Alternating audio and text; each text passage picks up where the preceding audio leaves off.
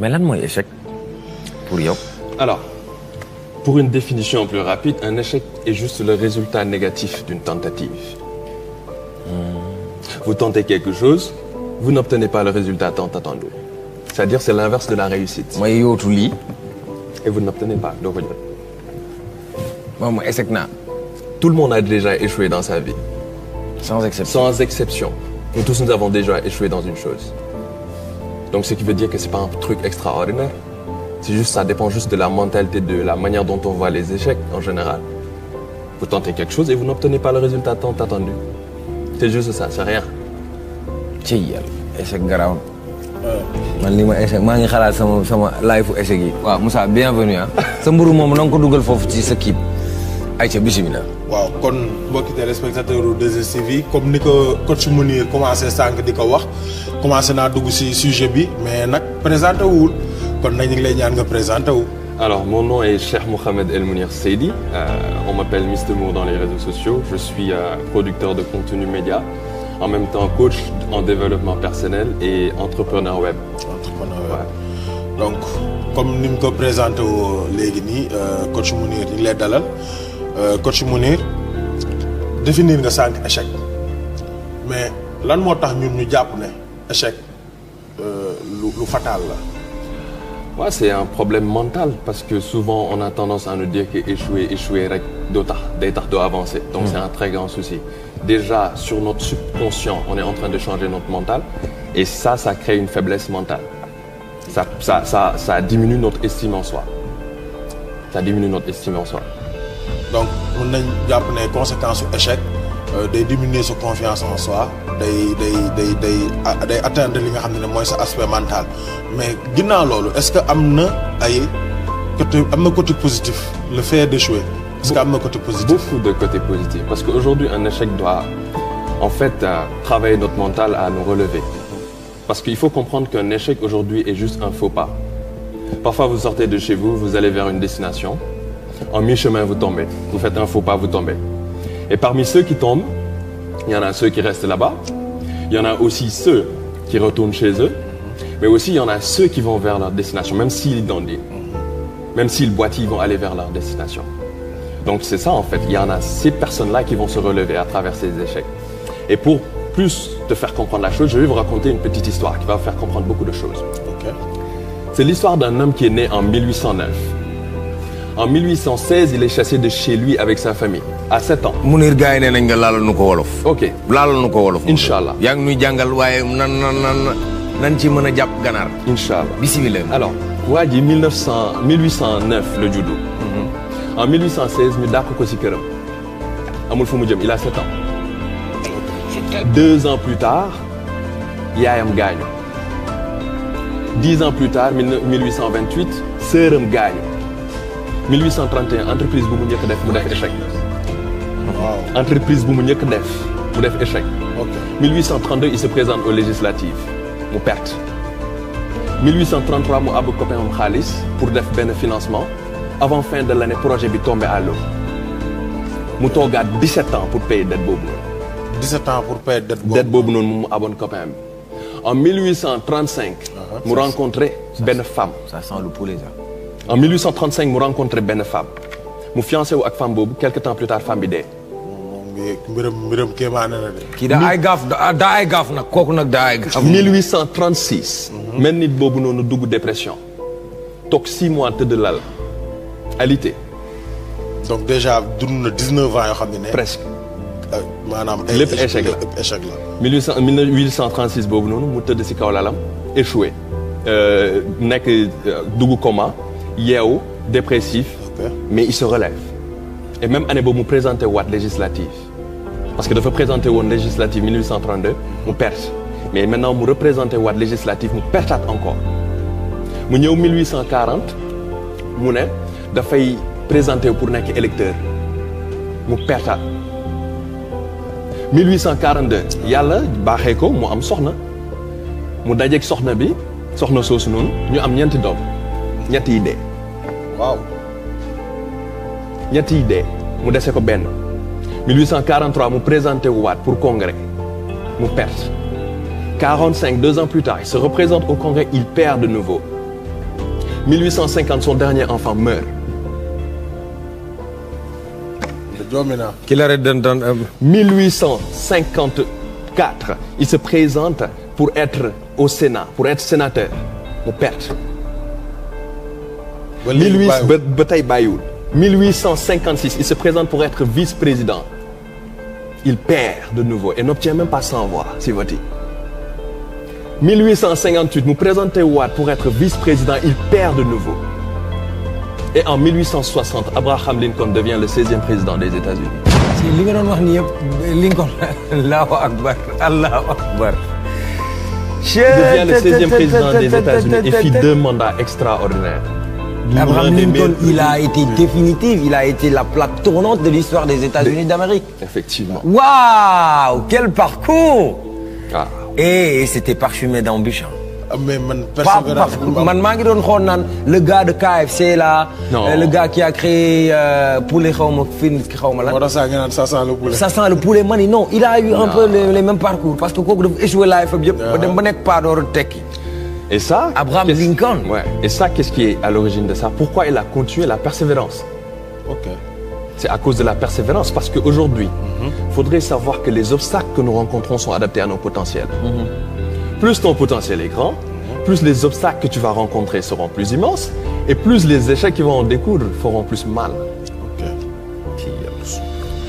Tey jii lépp loo rencontré si sa àdduna, c'est parce que da nga ko attan. Baye Niass wax na loolu yàlla du technique lu mu mënut. Alors, sur ce fait lan mooy travail? Le mental, le mindset. Mindset mooy lan? Mind and settings. Settings qui est une diminution du mot set qui est une diminution du mot settings. Mindset muy signifier la configuration de notre esprit. Mind, esprit, settings, configuration, réglage. Nous tous nous avons un mindset. Man, yow, Pape Sidi, ñëpp am nañu mindset. Mooy suñu système d'exploitation comme si téléphone portable yi. Lan mooy mindset? Mooy configuration esprit. Doomu aadama bu nekk day am benn xel buy nekk ci biir de base. boo xamante ni ñun ñëpp koy ndiroo bu ñu nekk xale. Mais au fur et à mesure, à travers les expériences acquises, da ngay changer. li ñuy dund tu vois mooy téléphone mise à jour yu muy def.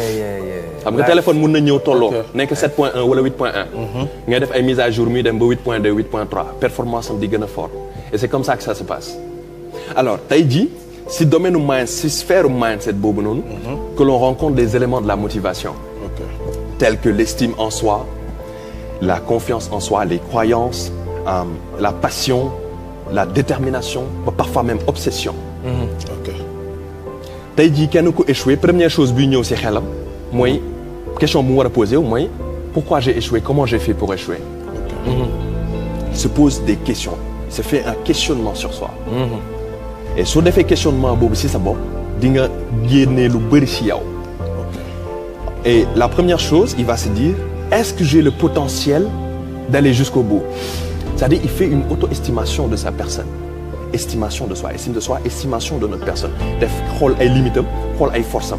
Et quand il connaît qu'il a les limites, là, il va se dire, comme j'ai ces petits trucs-là qui est là, je pense que je peux continuer. Et lorsqu'il pense qu'il peut continuer, on a tendance à ne plus avoir des croyances limitantes. Croyances limitantes, c'est aujourd'hui ce qui bousille la vie des jeunes, la vie de tout le monde. Parce que parfois, il y a des esprits négatifs qui viennent vers toi. C'est environnement, quoi. C'est environnement, des gens qui vont te dire que tu n'as pas le talent, que tu n'as pas le potentiel. Mais toi, si tu sais à l'intérieur de toi que tu as le talent, que tu as cette estime en soi qui est là, là, ça va plus devenir facile pour toi. Donc, c'est ça. Et quand maintenant, l'estime en soi et qu'aujourd'hui, on a confiance en notre potentiel, là, on a tendance à devenir plus courageux. Et la confiance en soi, c'est quoi? C'est l'état d'une personne à ne pas douter d'elle-même. Aujourd'hui, si tu es confiant, de douter de ses talents, de douter de ses potentiels. Tu sais ton potentiel. Et quand tu es confiant, c'est obligé et vice-versa que tu sois courageux. Tu as tendance à affronter tes peurs. Niru baal ma de. loolu mun na dox ci dëkk tubaab bi mais fii par exemple sa doom bu ñëwee ne damaa bëgg feccal waali. am naa talent bi gëm naa sama bopp. On fera tout pour les dissuader. Est-ce que ça s'applique à tout? Est-ce que si même société yi, est-ce que si même configuration yooyu la ñu bokk? Est-ce que ça se passe comme ça partout? Tu sais, j'avais parlé un jour que parfois les parents ou bien les gens de notre environnement ont tendance à diminuer nos rêves. Quand tu vois aujourd'hui un jeune qui sait jouer au football, tu veux l'imposer pour qu'il fasse automatiquement des études pour qu'il délaisse le football. Il ne sera jamais concentré dans les études. football bay nekk ci xel bi. Football bay nekk ci xel ba pare, ce qui veut dire qu'il faut faire la part des choses. Tu lui dis, fais ton football, mais tu m'amènes des résultats. On a ce problème de faire la part des choses en Afrique. On ne force pas un enfant. On ne force pas. Enfant, non seulement dañ leen di forcer, mais dañ leen di dóor. Vous savez, les Américains, c'est ça notre différence avec eux. Dès le bas âge, quand tu as un skills, un potentiel, ils te redirigent vers une voie qui sera meilleure pour toi. Et c'est ça notre différence en Afrique. Détecter li nga xam ne mooy force xale. C'est ça. fii de dañ lay dóor ba nga tëdd. On va te frapper, on va te chicoter. barke Rasulullah. moom non li nga ko waxee nii sax dafa am solo parce que ñun ñëpp dañuy dund loolu ba ñu nekkee xale ak léegi. par exemple da ngay gis ni day bëgg dara mais duñ ko encouragé pour mu dem si dara boobu noonu keroog yaa ngi ko jox exemple Sadio Mané papaam ñu ko terewul football. ñaata yoon lu ko dóor laa la wax. waaw ñaata yoon lu ko dóor. te football bi instant suñu borom ñu ko siy suturaal donc lii Jordan di wax rek mooy bu ma amee dara lu mu bëgg a def rek encouragé leen ko ba pare créer leen environnement boo xam ne da koy propulser vers l'avant. Effectivement. mais par rapport ak li nga expliqué nii yëpp ak configuration société sénégalaise. ak configuration état d'esprit bi ngay wax. est-ce que configuration société sénégalaise dina la permettre nga gën a update sa configuration personnelle. Tu sais, aujourd'hui, moi, l'estime de soi, il y aura toujours des gens qui vont te dire des choses négatives dans ta vie. Si tu n'as pas la force de continuer, c'est que tu es mort. Mais lan mooy tax doo am force continuer. Force continuer, moi, critiquer, ils ont peur des critiques en général. Ils ont peur des critiques. Ils ont peur du processus. Ils ont peur d'échouer. mais am na ñoo xam ne peur mooy nekk si sax si ñoom. Mais tu sais que sans la peur... benn peur buy nekk si ñoom peur bi xam nga mooy lan. mooy par exemple bëgguma Pape Sidi mere ma. graaw lu mu wax graaw le fait de ne pas pouvoir dire non quand il faut dire non. Ça, il faut se respecter. Ne pas avoir peur de la peur. Voilà. Ben, vous savez que ça... Est-ce que vous savez que la peur est un atout? Ah bon? Ouais. Sans la peur, est-ce que le courage aurait peut-être existé? Ouais. Il faut moi ku ragal pour courage ku njàmbaar. Tu sais c'est quoi la définition du courage? Affronter nos peurs. looloo tax par exemple bu génne woon pirit loo mënuloon escalader da nga ko mën a escalader. ok man gaynde lu may daw yooyu. maa bëggoon gaynde c'est ça en fait. tey jii quand tu as peur aujourd'hui il faut oser affronter ses peurs. tey jii soo gisee benn xaj mu taxaw sa kanam mu lay wow ñu si bëri dañuy daw mais aujourd'hui si tu le regardes en face il sait que tu n'as pas peur de lui. tey jii bu ñëwaatoon même chose tu vas pas fuir. Ce qui veut dire que les peurs ça s'affronte. Il faut affronter ses peurs. Et les gens ont tendance à fuir ça. Donc loolu le courage. Maintenant ça c'est une première source de motivation. Deuxième chose bi mooy tey jii quand tu veux une chose il faut aimer la chose que tu fais. Beaucoup de gens aujourd'hui ne parviennent pas à réussir parce qu'ils n'aiment pas la chose qu'ils font en général. tey jii mënoo ne dama bëgg football wala je n'aime pas le football nga ne da ngay football. Comment tu vas réussir? Je n'aime pas les études et tu veux forcer dans les études. Mais il y a des gens qui font des métiers juste parce que ça peut leur apporter de la thune. Ouais, c'est-à-dire les gens l'instinct de survie. da ngay gis ku jàng ba pare bëggoon a nekk avocat si life am wala bëggoon nekk benn affaire. ñu ne la demal nga jàngale ji bul ñu sonal. Tu vois. Et se contenter du peu quoi. Ils se contentent du peu. Mais il ne faut pas se contenter du peu. Nous tous nous sommes nés pour... C'est le système qui est comme ça malheureusement. C'est pas le système qui est comme ça, mais les personnes sont différentes. Aujourd'hui, si aujourd'hui tu veux quelque chose, tu vas faire ta chose. Aujourd'hui, même si les gens te disent, si tu vois des milliards, si on t'attrape ici, tu vas le frapper. C'est pas obligé. C'est pas obligé. Donc il faut aimer la chose que vous faites. Ça c'est la première chose, c'est la base. Et quand vous aimez, il y a encore une autre chose qui vient, un amour plus puissant, un amour intense que l'on appelle la passion. Un amour intense pour une chose jusqu'à en perdre notre propre contrôle. Et quand on atteint ça, il y a de très fortes chances que la détermination rentre. Détermination, conviction ferme. Maanaam yow daal lajj mën nañ koo bañ a nekk jafe-jafe maanaam def dara réussiroo ko. warul mën a tax nit ki. leçon la bàyyi leçon la. Nelson Mandela mos na si wax dara rek mu ne xaw ma ne pas avoir peur de tomber l'essentiel xaw ma si. Nelson Mandela il a eu un discours un poème qui s'appelle Invictus. Il dit dans les ténèbres qui m'enserrent, noir dans un puits où l'on se noie, je rends grâce au Dieu quel qu'il soit pour mon âme invincible. Dans de cruelles circonstances, je n'ai ni gémi ni pleuré. Meurtri par cette existence, je suis debout, bien que blessé. Dans ces lieux de colères et de pleurs se profile l'ombre de la mort. Je sais ce que me réserve le sort, mais je suis et je resterai sans peur. Aussi étroit soit le parchemin, nombreux les châtiments infâmes, je suis le maître de mon destin.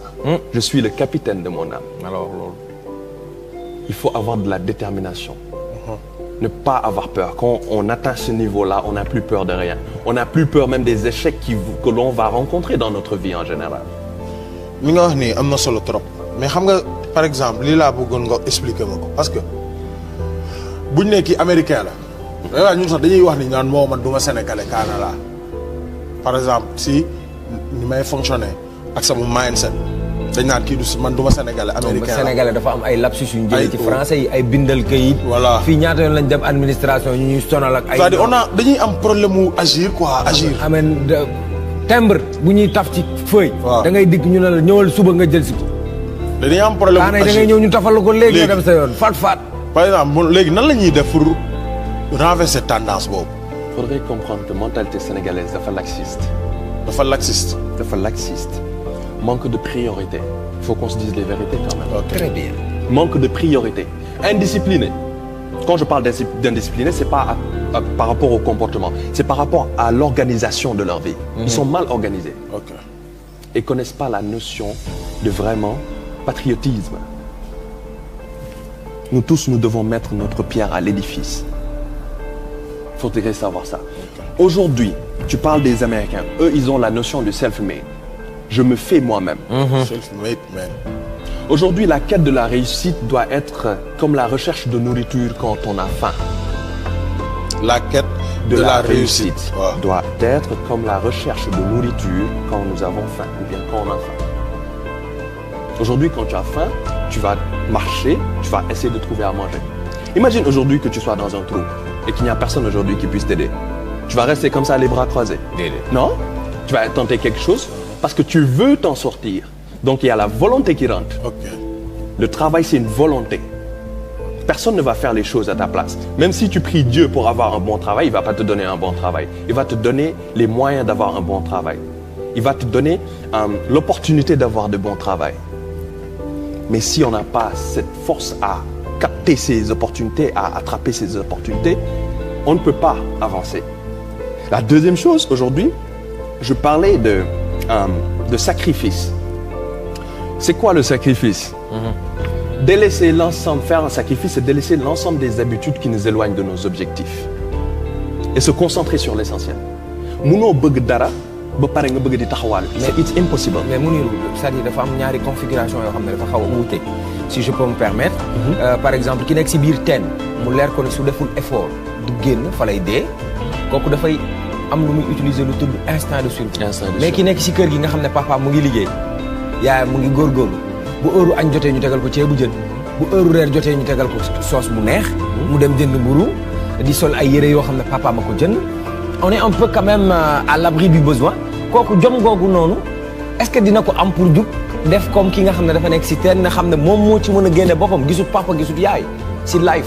Am na ko fi mës a wax defe naa notre invité de la dernière fois Mohamed il avait dit une citation de if you born poor it's not your voilà. But if you died poor it's your fault. Maanaam boo juddoo si pauvreté du sa faute mais soo deewee si pauvreté sa faute.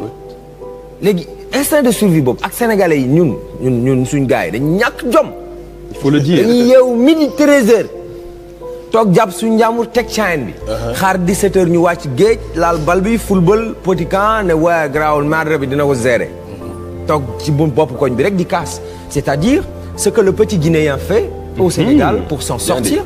Ce que les autres qui viennent au Sénégal font ba ci am benn source de revenu ñun pour ñun oh ça c'est pas pour nous. Mais c'est ça, tu sais, c'est vraiment la notion de sacrifice, li ma doon wax. Tey jii, ça doit travailler dans ton mindset. On ne peut pas faire les choses à ta place. Peut-être tu vas aujourd'hui à manger, mais tes parents ne vivront pas toute leur vie. Hein. Ils vont mourir un jour. maa ngi ñaan région ñu buñ ma mënee préparer l'élément. Ils vont mourir un jour. Et s'ils meurent, comment tu vas faire quand on va partager? Si même tu as une grosse part dans les héritages, comment tu vas faire? Si c'est 500 000, tu vas vivre ça tout le restant de ta vie. Non, c'est pas possible. Donc, ce qui veut dire qu'aujourd'hui, on ne peut pas dire à une personne, fais ceci, fais cela. C'est une volonté. Le travail est une volonté d'abord. Le travail est une volonté. Et aujourd'hui, c'est ce sacrifice qu'il faut faire. C'est ce dont je parlais tout à l'heure. Tu ne peux pas vouloir devenir comme Sadio Mané, tu ne t'entraînes pas, tu n'as pas de routine. Tu veux dormir à 4 heures du matin, tu veux regarder toutes les vidéos dans les réseaux sociaux, tu veux porter les meilleurs habits, tu veux avoir les meilleurs téléphones. Tu peux pas, c'est pas possible. It's not possible. Sacrifier un luxe temporaire pour avoir un avenir stable. Tu sais qu'est-ce qu'ils disent, les Américains? One age at a time to be able at any moment to sacrifice what you are for what you will become. C'est-à-dire un moment dans ta vie où tu dois sacrifier la personne que tu es pour la personne que tu vas devenir. Le sacrifice, la notion du sacrifice. Et aussi, bon, parlant de renverser la tendance, il y a cette chose qui est là qu'on nous a tellement formaté l'esprit, à savoir que sans diplôme, on ne peut pas avancer. Je suis désolé du terme, c'est ce qui est archi faux. du dëgg ñi avancé Sénégal amuñ benn diplôme bu tubaab. Des gens qui ont avancé au Sénégal, des gens qui ont avancé dans le monde, ce ne sont pas des gens qui ont fait des études universitaires extraordinaires. Il faudrait faire la différence entre learning and schooling. Learning, faire des études universitaires, et plutôt schooling, faire des études universitaires ou aller à l'école. And learning, qui est le fait de s'instruire. C'est deux choses différentes. On peut s'instruire sur toute chose. Faire des études universitaires, c'est une forme d'instruction. Mais gagner de l'expérience, on peut gagner de l'expérience partout. Partout où vous allez. L'essentiel, c'est de ne pas délaisser. Et il y avait une parole du feu Golbert Diagne, paix à son âme. Il disait, ne mettons pas les diplômes en avant. La culture est une chose. L'instruction est une autre chose. L'expérience est une base. La compétence est une finalité. Répétez. Ne mettons pas les diplômes en avant. La culture est une chose. L'instruction est une autre chose. L'expérience est une base. La compétence est une finalité. ma tagal la ci xam-xam dafa neex na boo amee xam-xam nii boo ñëwee télé da ngay boo ñëwaat suba ñëw yéyal si ngom. day wax di yéy si ngom. Cheikh Anta Diop nee na pour avoir de l'avoir il faut avoir du savoir. C'est ça. donc ñu def transition rek. barki Rasulaay Pape Sidi nee na ngeen di teel a yeewu am jom tey liggéey wax naa ko fi barki démb nee naa ñun ñii ngay gis ñii ñu nekk ay ndaw Sénégal ñëpp mooy ñëw yaa ngi TikTok yaa ngi LinkedIn yaa ngi Facebook yaa ngi Instagram yaa ngi Twitter yaa ngi WhatsApp ñun ñëpp am nañu rendez-vous ak histoire fii ak fukki at. on a rendez-vous avec l'histoire. léegi nag li ngay yóbbu foofa fii nga koy liggéeyee ndaw da ngay njaxlaf ndaw da ngay am jom ndaw da ngay nangoo liggéey di ko waa di liggéey waaw mais boo bëggee commenter nga commenter waaye toog rek lii d'accord ma si lii d'accord ma si. Matin, midi, soir. booy comme on a rendez-vous avec l'histoire te man ku ma fekk ci buntu pharmacie nga naan awma lu ma jëndee ordonnance dama naan la saa waay bi ñuy liggéey foo nekkoon. góorgóorlu leen ça am na vidéo am na ay vidéo boo xam ne wax na lu jëm si lool maa ngi ñaan régie bu ñu ma mënee may sama vidéo yi. ayca commenter si ak. ayca ñu dem maa ngi ñaan régie ñu def li Pape Omar ñaan.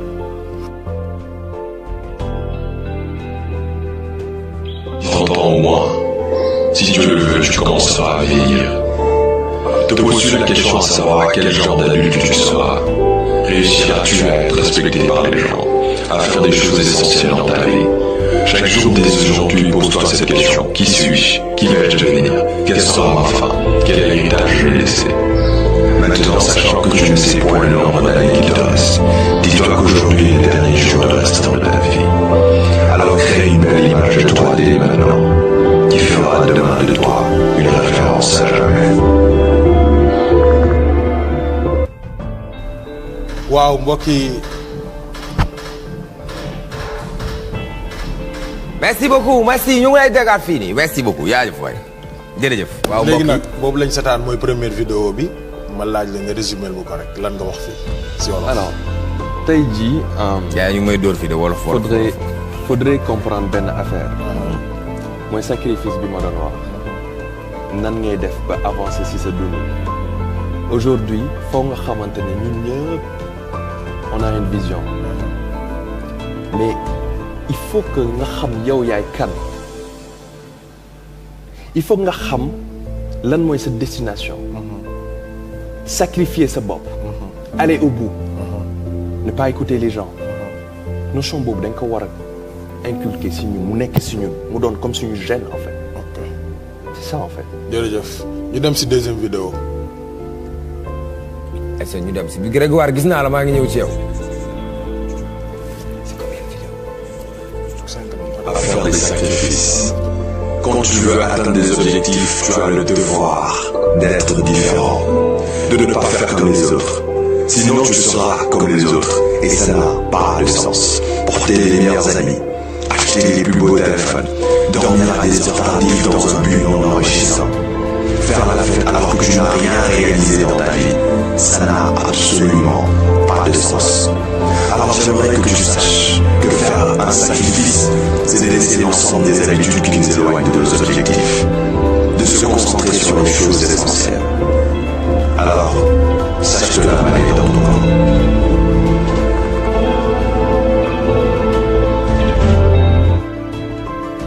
Aïcha bii mooy. deuxième vidéo lan nga si wax. Je parle des objectifs mooy sacrifice encore yi ma doon wax tout le temps je suis dans la notion de sacrifice. Tu ne peux pas avancer dans ta vie en voulant de beaux habits am ay montres yu rafet bëgg a dund comme ñëpp. Il faut être différent. Il faut faire la différence. ñi am xaalis sax duñu ay affaire closing yooyu. sañ sa loolu nekk ñu si.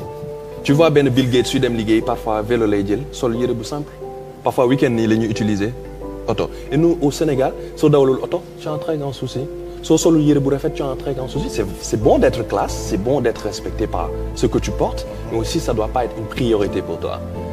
Cherche-toi à manger d'abord. si bi fëgg jaay la. Bon sang il y a pas de fëgg jaay c'est ce que les gens voient. mais yow mun na am valeur si yow. juróom téeméer rek nga. bëggal sa bopp. ñu seetaan dernière vidéo bi. Aïcha on regarde la dernière vidéo. Tu n'avances pas dans la vie. Tu n'as pas de priorité. Tu t'attardes trop sur les futilités. Tu gères très mal ton temps. On dirait que tu ne connais pas la notion du temps. Sais-tu qu'il y a un temps pour tout? Sais-tu que le temps c'est de l'argent? Alors arrête d'en gaspiller. Avant de finir ruiner tout le restant de ta vie.